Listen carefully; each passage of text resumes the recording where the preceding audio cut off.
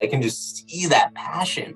And that to me is just incredible. Of course I want to be supporting that. I want to be supportive of that. And I want to enable you to be the best you that I can.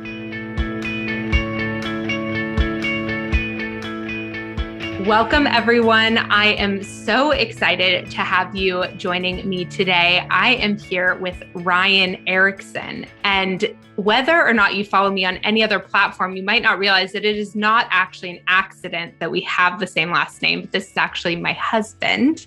And I'm really thrilled to have him here for this podcast episode because the thing I've just learned over and over again is how important it is to folks to get peeks inside my life and business. And just, I work with so many of you in different ways through Power Partners and through my one-on-one services. And so this is just an opportunity for you to get to know my person. And also because I'm going to ask you, Ryan, some questions about what things were like when I was an executive director and managing director and what it was like to support me during that as well, because I think there are a lot of people listening whose partners probably go through a lot of the same things that you went through, or in their partnership, they go through things like that together. So hopefully we're just creating a space for conversation around what it's like to be in partnership and doing work like this. So thanks for talking with me today about this. Anytime. You're like, I had no choice, but okay. Twisted my arm. Yes. I'm happy to be here and excited to chat and see where the conversation takes us. So why don't you first just tell folks a little bit about you and what you do and who you are, just so they get a little sense for the wonderful human that I married. Oh, okay. Well, I am by training a chemical engineer, and I have lived in several parts of the world, Mexico and Switzerland, along the way, and was a teacher as a part of that. And so teaching and learning and all of that has been a really big foundation of who I am. And so that cascades into today, even where, my current roles, I'm in a large biotech company, and we have to face a lot of challenges. We're constantly having to adapt to new process, new products. Humans are really complicated, and figuring out the best approaches for the right audience and how to navigate change, as well as manage the projects and critical stakeholders, so on and so forth. All of this is kind of a learning journey that I've enjoyed. And as I've worked through it, shifted my interests, I guess, and I just kind of go following those interests. Obviously, you have helped me learn a lot of the things, and oftentimes at night we will bounce ideas off of each other and kind of our interpretations about things, and that's always fun. And the different perspectives are often very helpful for figuring out new ways to look at a challenge and move forward. Did you ever think, maybe before even my current sort of role running this business, but did you ever think that you would end up with or marry a nonprofit leader? I can't say that was the checkbox on my list, yes, nonprofit leader. But I'm not surprised that I have, because I think a lot of the values people who work in the nonprofit sector carry are values that I align with as well. And so it just doesn't surprise me, say it like that. Although when being stalked on LinkedIn early on and the appearance of nonprofit professional appeared, I somehow knew who it was. So, and it felt good. It didn't feel creepy. So I should just put that out there. Oh my God. Okay. So we have to give a tiny little intro into how we met, and then what Ryan is referencing right now, which is my very poor online stalking skills, or actually my good online stalking skills and bad cover-up skills. So when Ryan and I met, I was in this really interesting phase of my life where I was trying to figure out who the right type of partner was for me. I had had a past relationship end and was sort of taking a step back to say, like, what does it look like for me to have and build healthy partnership? Who's the right type of person for me to end up with? So I went online and the algorithm on OkCupid was really good. So I went on OkCupid only. And I decided that I was going to go on a number of first dates. And in doing so, I was going to create kind of this matrix of the person, the type of person that I was supposed to end up with. So throughout this process, I ended up going on 23 first dates. Ryan was date number 23. I almost tried to bail on him like multiple times, but he was very persistent because I was sort of done with my learning journey. I was like, I've got my map of like who I'm looking for. And I didn't really enter that process thinking that I was going to meet my husband, but I really just wanted to learn about personality types and compatibility and all of this stuff. And we had a very awkward, we had a wonderful first date that ended. We had a wonderful first date, but it ended very awkwardly because it did. I headbutted you. Like just because there's a headbutt doesn't mean that it was an awkward end. Okay. So Ryan, and you've gotten so much better about this since we've been together, but when we first met, you did not emote a lot. Really, like you were very stoic, very straight faced. So he gets off the train to meet me for the date. Yeah. And let's get this straight. You tried to cancel and I came to you because I wouldn't let you cancel on me. Okay, that is fair. That is fair. So then you come off the train and you see me and your face doesn't change. Like, you don't smile and I'm like, oh my God, he's so disappointed. And I actually thought when I was going to bring you on the podcast, I was like, I need to get a body language expert because we are so different in our like facial expressions and body language. Right. So anyways, this whole date's going on. I'm trying to make him laugh. I'm like, and he's like so stoic most of the date. And so I think he is like not into me at all. So we're saying goodbye at the BART station and he literally comes in to kiss me. And I'm so shocked that I headbutt him like kind of hard and then step back and I'm like, wait, you like me? And he's like, we just spent 3 hours together. And it was also like a really important lesson for me in just like all the different interpretations we hold about experiences and how two people can have just such wildly different experiences, like in the same moment or interpretations of that. Because what was the date like for you? I enjoyed it. I thought the conversation was great. Obviously, we kept staying together and moving from one thing to the next thing and wanting to keep learning about each other and everything. So to me, it seemed like, hey, things are going well. We've been hanging out and it hasn't been like peace out 10 minutes later. I'm going to go. I live over here. Bye.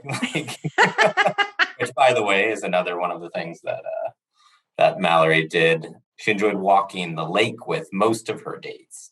And so if she wasn't enjoying the date, she could just kind of be like, oh, I'm done. I'm going to take off over here. So luckily that didn't happen to me. We were walking around still and there's a headbutt, but my nose is fine, I think, right? We survived it. Yeah. And then I think by the second date, both of us were like, this is something real. And so then I had to stalk him online because I needed to know that he was like actually a good person, that all these things he said he was like had done and was doing were true, because you were the first person ever that I did not have like a second degree connection to. So there was like no way really for me to learn like, okay, you're not a serial killer. Like I'm going to be okay. And so all of the other 22nd dates, no, but I didn't go on second dates with them. Okay. I was like, wait, you had first or second degree connections to the 22 other dates? No, they were all from OkCupid. And another episode, I'll talk about my insane way of evaluating who these 23 dates were, but that's not for this episode. But when we were going on our second date, or I think maybe it was even after our second date that I did the stalking. Anyways, so Ryan gets a little alert from LinkedIn that someone in the nonprofit sector has searched and like looked up his profile, and I was caught red-handed. I mean, you could have denied it. And I would have been like, okay, I don't know who's looking at my profile. Yeah, I didn't even think to try that. I was just like, oh, I just remember getting the text message with the screenshot and being like, oh, and all of my friends being like, you are so bad at this, Mallory. Like, there is a way to privately do this. And I'm like, oh my God, I don't know. No one ever taught me the rules. Anyways, so long story. You also, though, when we started really dating seriously, we moved in pretty quickly together. It was also during this like really intense moment in my nonprofit leadership where I had sort of become an executive director, not by choice actually, but by necessity because of something that happened inside the organization.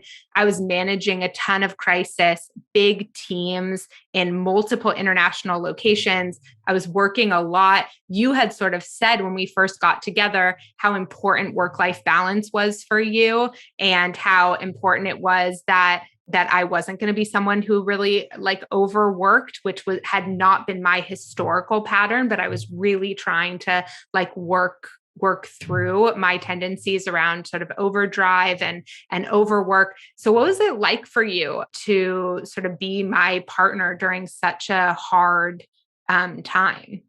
It was hard.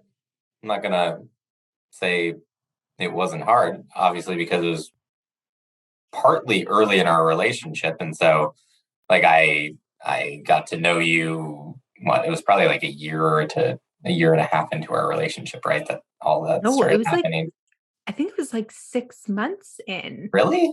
Yeah, I think it was really fast. Well, either way, I mean, it was very clear to me, like, the kind of person that you are and who you are and what you like to do, how you manage things. And like, I could just see also at this moment was not who you were per se. Like you wanted to help the people in the situations. You wanted to make the organization survive. You were putting your heart on the table, which to me is obviously like, one of the reasons I love you is just like your heart is so big and you care so deeply and passionately about the people with whom you interact, And I mean, at that time, lots of kids, high school kids, like I just know your passion. And so it was on your sleeve. And so obviously that to me was like, yes, of course, right now I recognize that this situation is incredibly difficult. And I also know that you don't want to let that break apart or fall apart because of those values that you hold true. And so to me, there's a balance. And so it demonstrated to me that balance that's really exists in all of us, hopefully. And I also, I mean, it wasn't like I just watched you from the outside and never talked to you about what was going on. It was so clear that like, it was so tough. It was just wearing on you and there wasn't a right decision. And I, of course, wanted to be there to support you. And there are some things that I could do and some things that I couldn't.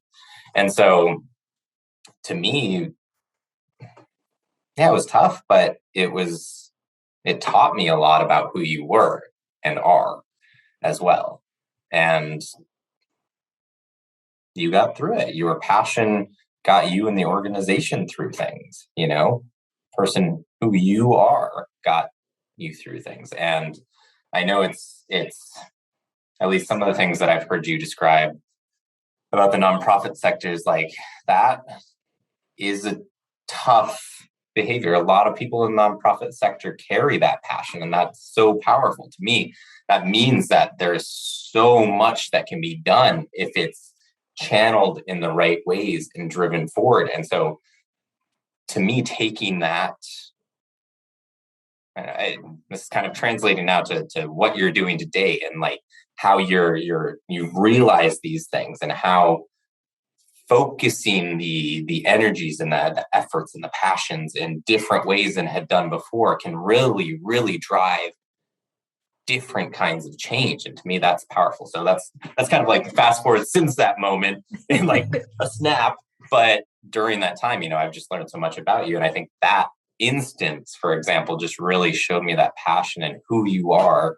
And just another check on the box, nonprofit leader who can handle crises, check. Well, actually, okay, so you're right. I was wrong. We had been together at that point for like a little over a year, because it was actually in the middle of that crisis that you proposed, which I'm now remembering, right? We went away for a weekend in the middle of it. I took 3 days off. I had worked nonstop for probably like 60 days with very little sleep.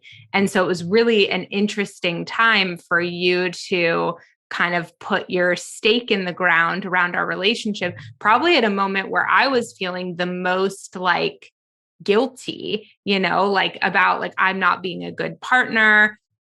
I'm really neglecting my relationship. I'm really neglecting Ryan, and I don't even know what's going on in his world in so many ways. Like I was so zoomed in on this problem. And so it was a really interesting moment for you to choose to propose. And I think one for me that was really meaningful in the sense that like everything around us can be chaos. And how do we in those moments like stand together? Because sometimes it's going to be chaos for you. Sometimes it's going to be chaos for me. Sometimes it's going to be chaos for both of us. Life is just hard in so many different ways. And how do we know and choose and pick people that we can really handle the hard stuff with? Mm-hmm. Exactly. And just show up in ways that are meaningful to you as an individual, but then also in the relationship, that balance is there and maintained as. Yeah. And something that I really appreciate about you is like, I feel like you're always thinking about like values. Like you say that a lot to me, or like, even sometimes when I'm driving you crazy about something, or something I'm doing is really pissing you off, and you're like, I know this is coming from this value that you hold that I love about you, but the way that it's like impacting me, or that it's impacting our family, or that it's impacting this situation is like really hard right now. And I really like love the consciousness you bring to like the values that you hold and the values that we hold as a family. But like, how do you like kind of hold those two truths to like exist at the same time when you're like, gosh, I love this about this person, and like, oh my God, I'm annoyed. Well, you married a scientist, Mallory, by nature. I may not be doing that still, but I'm a rational person in general. And, I always am one to not always, can't always say always. Most of the time, I maintain a balance, and I try to maintain an objective perspective on things, And when I look at one thing, I see it for what it is, what the story is telling me, and then I try to dig into the layers and understand what's going on behind the layers, what else there is, what patterns exist, etc. And so it's part of my nature, I think. And similar to you, throughout the course of my life, it wasn't 22 dates in a month, but I figured out things that I find really important in the relationships that I have. And I mean, like I've really gotten like a really close friend from each of the places I've lived. And it's one of the ways that it's like I bond deeply and less lightly. I don't know. That's not a great way of explaining. You go a mile deep. Yeah, I don't know how to describe it, but yeah. Yeah. All right. So let's fast forward like all the years to me really launching this business somewhat in the middle of COVID, when we had an 8-month-old, but there was this sort of growing momentum around the work that I was doing, particularly around fundraising fears and the emotions that are triggered by fundraising. And so there was this sort of moment of tension in our lives of like, we had no childcare. We had an 8-month-old who had just become mobile. You work a full, big job. And this opportunity presented itself where I was like, I really think I can build this thing. And I really think now is the time. Tell me about that experience from your perspective. I mean, when you said like what you just said, I really think I can do this. To me, it's like, all right, let's make it happen. That's how I want to show up for you, and as the person that I am in our relationship and everything. Like, it feels like the time, it feels like the opportunity. Okay, let's make it happen. And so obviously making it happen was us figuring out what that meant, splitting the hours. Oh, that was a rough time. Working 6 a.m. to 11 a.m. and switching in the afternoon so that you could be on your calls, and then figuring out and working late nights early on and doing what I could to balance and split and take on what I could so that, in the house, you didn't have to worry about anything and you could focus on what you needed to for work, because I know that when you're in something, you're in it, you're focused. And so if I can help remove some of what's going on in the periphery to enable that, that's what I want to do, obviously. And yeah, it's hard. And again, it comes back to that discussion about the passion that we had earlier, that, like, to me, if you feel the passion for something, you put your heart behind it, there is a reason for it. You just don't do things randomly and for fun. And well, you do things for fun. Don't get me wrong. I am no fun, you guys. No fun. Zero fun. Zero fun. But just for the heck of it, you do it because there's drive, there's something bigger that can come out of it, to amplify, to like the book multipliers, like, to be a multiplier. That if you can affect, this next tier of people and then the next one, it will amplify, it will ripple, and that will cascade, and that cascade is the change that you want to see, the thing behind it. And the way you've described what your work does, how it makes you feel when people get it, who have succeeded applying your methods and everything like that. Just watching you, like, I'm not even the one experiencing it, you're the one who's expressing it to me and experiencing it, but I can just see that passion, and that to me is just incredible. Of course I want to be supporting that, I want to be supportive of that, and I want to enable you to be the best you that I can, and so when you said that, and we had that first discussion about figuring it out, it was important for us to lay that, obviously have that conversation to begin with, and then, I don't know, it's just how I want to be there for you. I mean, I know how lucky I am to have that level of support, and without getting too mushy gushy or falling apart on this podcast, I'm curious, like, for an executive director's wife or husband who's listening to this, and who, because, to be honest too, right? Like that, like, you're such a rational person, right? So like, as we're talking about this right now, you're like, these are the things that I want, right? Like, I want to support you and I want to show up for you. But I can imagine, even though you might not place this pressure on me or vocalize it always, that sometimes it's really hard to like feel like, and I try really hard, obviously, to have sacred time for you and Emmy that is phone free and work free. But what are some of the things that have made it work? And then what are some of the things that make it really hard? Great question. Sometimes it can also be tiring. I'll say that, like, it's like, it's hard to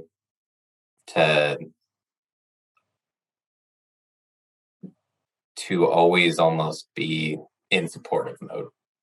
I'm not saying that in a negative way. I just think it is. I think we both have, all of us have balance again, and I'm coming back to it. And so I think this is partly on me. I am somebody who likes to be supportive of others. And so obviously in this time, I've wanted to be supportive as much as I can. And then it's like I get too far into it and forget that I'm getting super drained by doing this too. And I need some of my time or my things or whatever it is.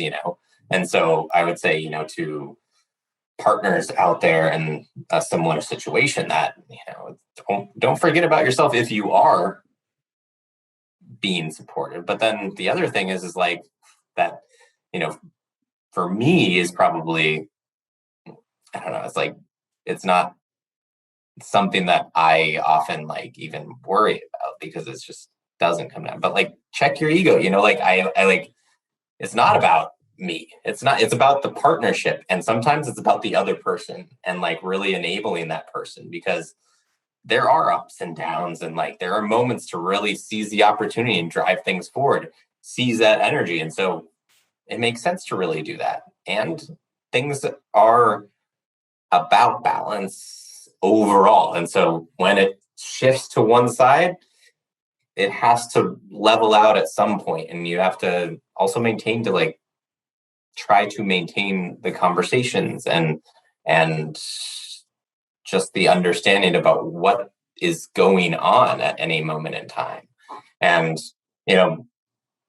we've had the challenges here with that not happening. I'm not naturally an expressive person, or I bottle things up sometimes, and like I don't express it along the way. And I've acknowledged that and need to take my own efforts, put in the effort to try and improve that, because it doesn't make anybody's life better when we bottle things up and try to express things in, I'll say it like the least opportune times, or times when it can be, I don't know.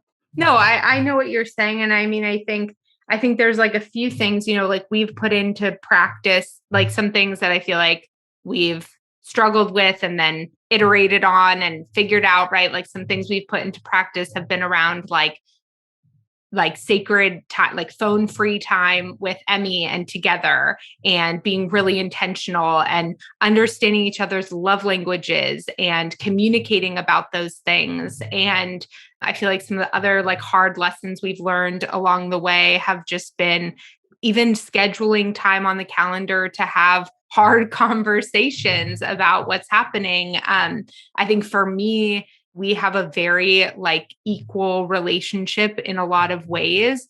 There have been moments or things that have tipped scales in different ways, like having pregnancy, having Emmy, nursing, mama attachment. Like those were really hard times for me in that respect, right? And now you probably feel like you do 75%, I would say, of like all domestic work, and you're home right now with me, right? Which is also not the normal thing. Before COVID, I was drop off and pick up and doctor's appointments and all of these things. And so I think like giving each other grace, recognizing that situations are always changing, that there are seasons. You were sort of saying this before, that like things ebb and flow, and there's momentum and there's season for things, and nothing's permanent.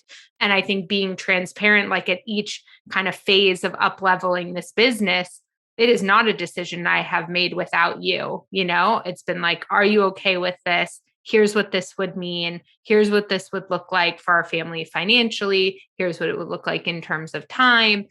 And so I feel like some of those things, and we didn't get all those right the first time around. But those I feel like are some of my big like lessons of the last 2 years. Yeah, and I agree with everything you just said. And I think the most important thing is to recognize that nothing is ever set in stone and that it is important to revisit and talk about what's going on in terms of like everything, really, just understanding the environments that are we're operating in, your professional, your personal, you know, family, all of these are different environments that place different stressors, different joys, different activities across the board.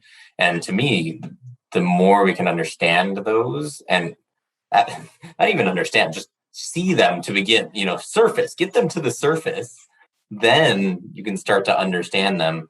Then as you can iterate on how you navigate them. And that iteration, I think, is really critical. And I think a lot of times I see people just want to maintain the process as is, process. But in a relationship, how things are, despite everything around them changing, it's like, well, maybe pause for a second and just think like, is it still the best to be operating in this way within your family and work, wherever it is? Because all the external cues have changed. And so it no longer necessarily makes sense to continue that path forward. Pause, take a second, rethink about everything, and see what might be the next way of trying things out, the next path. Yeah, we listened to that podcast about renegotiating marriage contracts like at different points. And I feel like that has been so helpful for us. And something I would even say to folks who are listening, like, and not that it has to be like a huge thing all the time, but, executive directors, fundraisers, like there's a annual calendar that means that certain times of the year is much more stressful for you. And there's a lot going on at end of year with fundraising. And perhaps there's another time of the year where you have a big event. And to be having transparent conversations with your partner around which components of your contract need to shift during that time. And maybe it's not with your romantic partner or your life partner. Maybe it's with a roommate. Maybe it's with your best friends. I've had to set a lot of boundaries with my closest friends over the last 18 months too, to say, I know you've gotten really used to this other expectation of how I show up. And that is just not within my capacity right now as a new mom and as a business owner. And but nobody can interpret those things for you or set those boundaries for you or know, so October was like a crazy month for me. I had a speaking engagement like every 2 days, it felt like, or something. And remember you and I like sat you down and I was like, I need to like tap out of everything else for the month of October. And we watched a lot of Elmo and you managed a lot of house stuff and we made it work.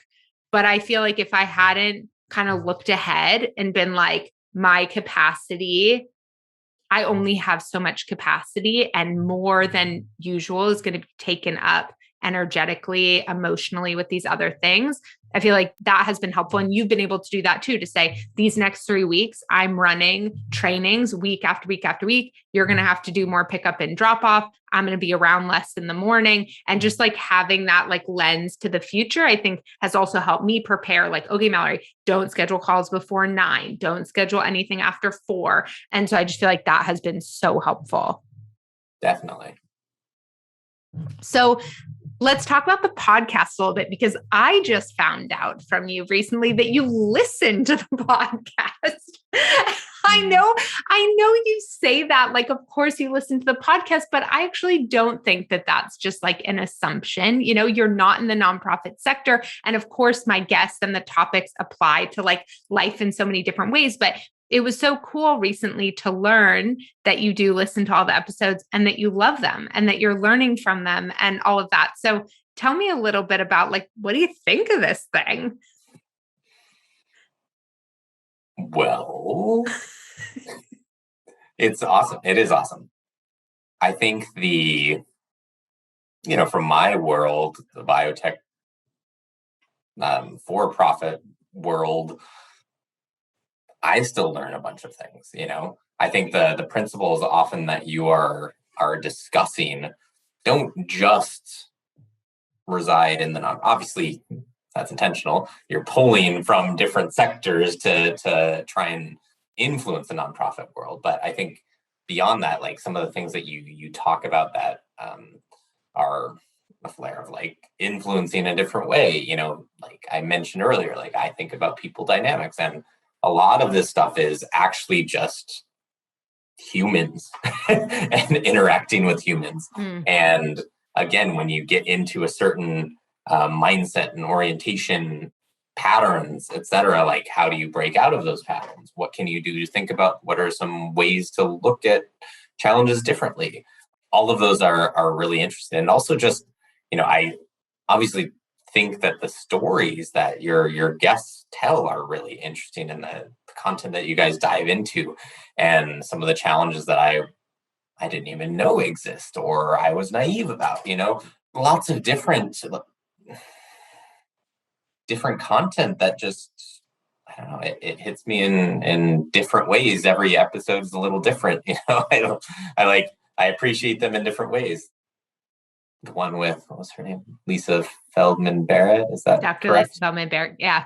Yeah, like scientists, awesome. Let me hear what's going on. I love it. But also then the implications of those studies and data and applying it and behaviors and everything to, I'm currently in episodes 18 and like some of the challenges with like political fundraising, how like, how money drives, like it of course, like it influences how things change, but what can we do to move it in ways to broaden the like there's so many cool concepts that I didn't really think about that you bring to light, and I find really interesting. What do you think about how much I talk about money? I'm getting used to it. I don't think it's, I don't really have a feeling about it now. Maybe because I've grown with you into it, if you will.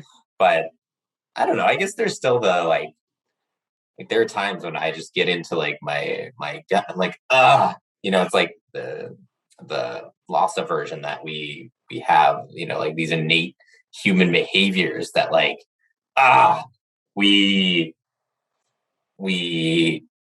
fear not having something, and therefore we hold on to all these things, and a lot of the that scarcity mindset, if you will, and that really can be limiting. And I think a lot of your episodes touch on that in different ways, and it's really powerful to see it. And when you see it, I mean, I don't know how many people follow your Instagram posts or everything else, but like when you share your success stories from your clients who have done Power Partners, and they're like halfway through it and they're like, I just multiplied my fundraising by like 20 times and I don't even know what I did. No, obviously they know what they did, but it is really powerful to realize that like we carry limiting beliefs that we don't even know we carry. And so by bringing them to light, even just talking about them, showing them in the different medias that you have, and you have shown people, like that is the first step, and people are like, oh, hey, wait, maybe that is something I should be thinking about. And the next time I talk to someone, or the next time I do XYZ, it will be different, or I can act slightly differently. And that is powerful. Have you noticed with me a change in how I spend money or approach money in our personal lives over the last 5 years, 10 years? Definitely. How long have we been together? I don't even More know. Than 5 years. But, You guys, I am so bad every year, who's listening to this right now that is going to be responsible for me remembering our anniversary? It is August 19th, 2017. Did I get it right? Yes. Did I get it right? Okay, you guys, I'm so bad. So all of you are on assignment 5 weeks before. Please ping me to remind me that my anniversary is coming up and to get my stuff together. Okay. Anyways, keep going. Tell me a little bit about how you have seen my own sort of like approach to money and money stories like evolve as I've been doing this work. Yeah, well, the easiest way of saying is early in our relationship, it was much more like about penny pinching. And even at that time, your family had told me you were a lot better than you used to be. Now it's much more like you're like, no, I want to like abundance brings creative, it's like brings creative vibes, energy, it creates, and it's much more from like a that what I mentioned earlier about that scarcity mindset to like, hey, by not limiting ourselves, we can grow, we can challenge, we can drive so much more. And so in your behaviors over the evolution of our relationship, I've seen it from, like I said, penny pinching, if you will, not quite, obviously better than that, but obviously talking much more about like the little details of things to like, okay, these are the big concepts, this is what I want, and this is how I think, in our conversations, like this is how I think our money can influence something, it's much more about like what we can do with it and the power that it can have to influence our family, our friends, our society, our, so many things. And I think that's really powerful in growth in general, just taking it to that space. Yeah. Yeah. I'm curious, like, do you ever, I talk a lot about feeling that evolution within myself and not just an evolution, like serious work, right? Like my executive coaching program and all of the work I've done around my own beliefs and thoughts and what they're related to and how they feel in my body. And then honestly, a lot of people say just like have an abundance mindset. And I was always like, what? Like, what does that mean? Like when you're feeling scarcity, like that's a really hard thing to access. And so for me, it's actually been an action first thing a lot of the times. Like, so like I still feel scared. I still feel that desire to hold tight. I still feel those things, but I believe so deeply that moving money in alignment with our values creates the world that we want to see. And that, so like when COVID hit, right? And it was like, oh my God, I run my own business. What's going to happen with your job? You were kind of in like a middle role, like that didn't live in any department necessarily. It was like this middle support role. Like we didn't know for a moment, like, are those roles going to disappear? Like, what's going to happen? Am I going to have no business? Like all these things. And I remember us just sitting down and we needed some work done on our house, which has been like the fixer of all fixers. And we had this moment where you were like, should we just do this stuff ourselves? And I was like, no, we have to support other people in our community right now. We need to keep our money moving. There is no good that's going to come from us like hoarding what we have. And it was a scary decision to make at that time. And it still is sometimes when we have those moments of uncertainty. And so I think, for folks who are listening to this, where maybe it's triggering some of their own money beliefs and thoughts and fears, like my recommendation is to just start like doing something that scares you around how you invest your money, how you spend your money, how you give philanthropically yourself, like, and just start to like practice it.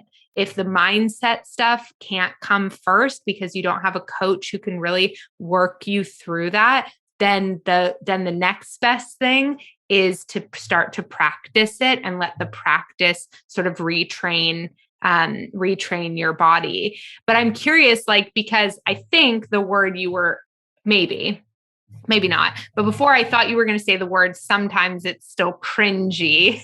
Okay. when Definitely not what I was going to say. when I was saying like how you feel about the way I talk about money, like in different settings, or like, do you ever worry about me at dinner parties or in events talking about what I do and making people uncomfortable because of the way I talk about money and the stigma sometimes that's attached to it? No, I don't think so, because I believe what you say now too. I've shifted along with you much more. I'm maybe not as far along as you, but um, I get it, and I do agree with you. And I think back that story you told about the construction and doing it ourselves, and which thankfully no. For so We many know that was reasons. definitely a good decision for many reasons other than just giving it back. But like realizing that the motion of money really is powerful. And I think that in doing so, you also cause those ripples that I have also discussed earlier. You impact other people, and just the little seeds, you don't even realize it when you're talking about it, but those little seeds get planted, and then that helps influence other people in the way that they think about things. And you do eventually like transform societies that way. Obviously, that's a big jump from a seed to a society, but you've transformed our family by talking about things the way that you have. And I know you're transforming different nonprofits, and that's transforming a sector, and so it is starting small, like you said, for those of us who need to start small, start with anything. The only way that change happens is by starting with something. You have to make a little change, a little effort, and then you can build upon that. And then that eventually builds, and incremental changes over time add up. And I think that's what's really powerful about it. And without realizing it, there could be drastic change. Hmm. Yeah. Okay, I want to ask you one more question, because I just remembered that when we first started dating, or at least when we moved in together, I remember being so surprised with how much money you were donating in a good way. Like, you were donating an outsized amount of money compared to your income for most people our age at that time, right? We don't need to talk numbers, but I remember seeing, I remember the people calling, we won't name names, right? But I remember one of the calls you got, and I could hear you on the phone, like just agreeing to what the gift officer was saying. And literally, you were the perfect cold call. Like, you were every fundraiser's freaking dream, let me tell you. But I remember just being so surprised. And this was also during a time where I was operating in a lot bigger space of scarcity. And so even though I was fundraising, I was not giving anywhere near what you were giving away to different causes. And I'm just curious about that, like where that doesn't come from your like family history or like something you were raised with necessarily. What inspires you to give and be involved in different causes? And what do you think has made you that way? I don't think there's any one single thing that has made me that way. I think a lot of the experiences I've had growing up, living in other countries, definitely living and traveling the way that I have. I've been fortunate to do both of those, live and travel to other countries. But by living in other countries, I've definitely like experienced things in a different way than you even experience when you travel, and you experience the culture, you experience the things that are really powerful behind them and what people have. I lived in Mexico, for example, and it's not a first world country. It's not the US, right? And so I think growing up, I had a certain interpretation of what that meant. And then I lived there and I saw the what's the right word here? The quantity of just like joy that they had in being who they are, and being sharing family values and sharing experiences with each other and just experiencing everything that they had. And to me, it was almost like one of those first clicks that I had. And I just realized that, it's not all about succeeding. At that moment in time, my definition of success was, working to work my butt off and deliver. And I just realized, like, hey, there's so much more out there than that. And sharing these cultural values definitely opened my eyes to things a different way. And I just realized that, like, family and friends are so powerful, and that I needed more of that in my life. But beyond that, just also like recognizing what I have and how fortunate I am to be who I am, where I am, what I am, and what all of those things can do to help other people. Like, it just, I don't know if there's a good way of explaining it, but to me, it's just always been like, yeah, when I'm aligned, especially, I remember that call that you mentioned, like, values, like, I think it was for my university, but like, to me, yeah, it did change what I became, and they influenced me. And so to me, it was like, yeah, I'll donate. And to a lot of different things, I just feel like I just pause for a second and think about what feeling it's given me and how it's impacted my life. And then, if it is something that has impacted me or I feel is valuable, then obviously I want to, whatever it is, financially, whatever money seems appropriate at the time, I want to donate. But I don't know, it's one of the ways that it can be done. Obviously, I don't know, there's just so many ways to, like, experience and make change in this world, and it's one of them. And donating to organizations, it seems simple, if you will, but like time, like, I feel like people underestimate what that means, what supporting anything, any cause can mean, even if it's just like doing a phone bank, or doing, like, it really does make a big difference. And it all adds up. I made you phone bank this year. I forgot about that. That was a big push. Yeah, definitely not my introverted nature. I forgot about that. Okay. I want to be. I don't think that answered your question at all, but well, I think you said a few things that are really important. I think one thing you said kind of lightly is just like, when you're aligned and the person on the other end reminds you of that alignment, that's really meaningful, and that moves you to want to invest, right?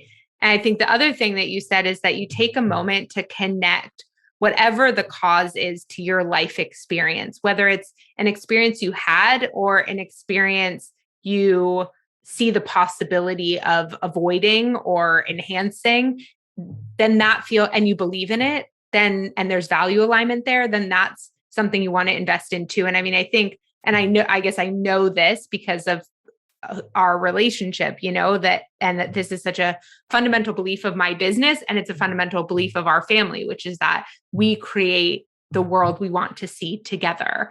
And that like mutual benefit, that there is no zero-sum game. Like, I think like you and I both really believe that to be true, that like the world does not have to be an I win or you win situation, that there is more than enough for everyone, that there is a future that involves equity and justice and collaboration and joy and mutual benefit and all those things. And that those of us who want to see that world have to create it together. Some of us have the capability to do that with our time. Others have the capability to do that with our money. Others of us have, there's so many different ways to be a part of that, but it's not just going to happen on its own. And I think you have always really understood that in many ways, or in certain ways before I did, even as someone living my life inside the nonprofit sector with that mentality. I think you've just always really,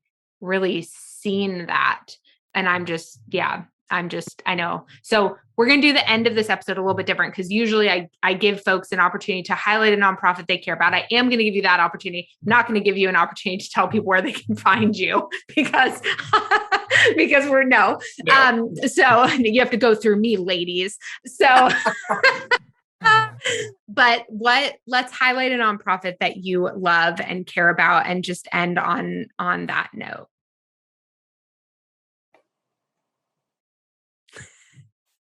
I was ready for this. Babe, I do this at the end of every episode. Have you actually been listening? There's so many. I don't know. I don't know off the top of my head. Okay, I'm actually going to use this as a little teachable moment. So Ryan cannot think of one organization that he wants to highlight off the top of his head right now. And so here's what's super interesting about this moment, that we're just going to go with it. Don't worry, stop Googling. You're fine. Okay. Here's this really interesting moment. Okay. You are an incredibly generous person. You give a lot away every year. And you have no single organization that is in your conscious mind right now. So you are proving a very important point, okay? Which is that in order for people to give you to your organization, you need to inspire them and prompt them to give in that same moment, right? Because that is what gets you to act, Ryan. Like when you have alignment in that moment, you're inspired and connected in whatever way it is, and you're asked, you are prompted to give, you give. And so often fundraisers and nonprofit leaders say things like, well, they know we need money. And like, I emailed them, a month ago, or they would give if they wanted to. And what you're proving right now is like, no, like you care a lot about a lot of issues in our community. You're giving a lot to a lot of issues in your community, but it's not top of mind. You're a busy guy with a job and a 2-year-old, and your dad's in the other room visiting. I'm making you do this anyways. And like, so nonprofits, like this is super, super important for you to remember, right? Because like I'm sitting across from somebody who could be your major donor if you inspired and aligned and prompted him correctly, because he's not thinking about another organization right now. So let's leave with that. And just let it be that the teachable moment that it is, and organic and authentic and all the ways. And thank you, babe, for doing this with me and for having this conversation and being open and honest. I feel like we touched on a lot of different things, and we could have talked about a lot more, but I really appreciate you being sort of candid and sharing with folks a little about you and a little about us, and what we're really building together. Like, this business is ours, and having you believe in the dream and the impact is invaluable to me. Thank you for having me and for letting me be a little piece of your journey. Okay, see you at dinner.